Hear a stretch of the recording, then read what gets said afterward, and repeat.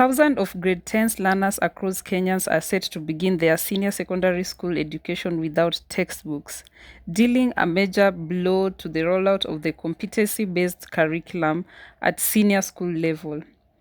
According to the Ministry of Education, the delay affects the first cohort transitioning to senior school in January, raising concerns among parents, teachers, and education stakeholders about preparedness for the new education structures. The shortage has been attributed to delay in printing and distribution approved grade 10 textbooks.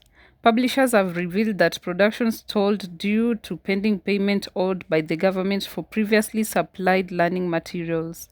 As a result, only a fraction of the required textbooks will be available when schools open. Education officials have indicated that schools may receive partial deliveries in the first week of the term, with full distribution expected later in the month. Publishers disclosed that the government owes them billions of shillings, which has affected their ability to print and supply textbooks on time.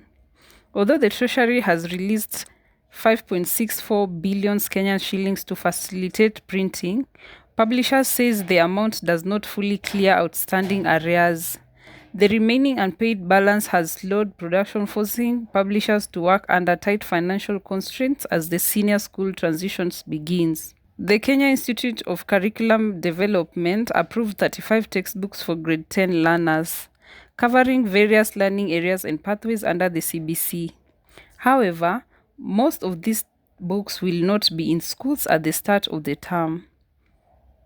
Teachers are now expected to rely on alternative methods such as digital content, shared textbooks, and teachers' prepared notes until physical copies are delivered. Teachers' union and school head have warned that beginning senior school without textbooks could compromise learning outcome, especially since CBC relies heavily on learner-centered instruction and structured materials.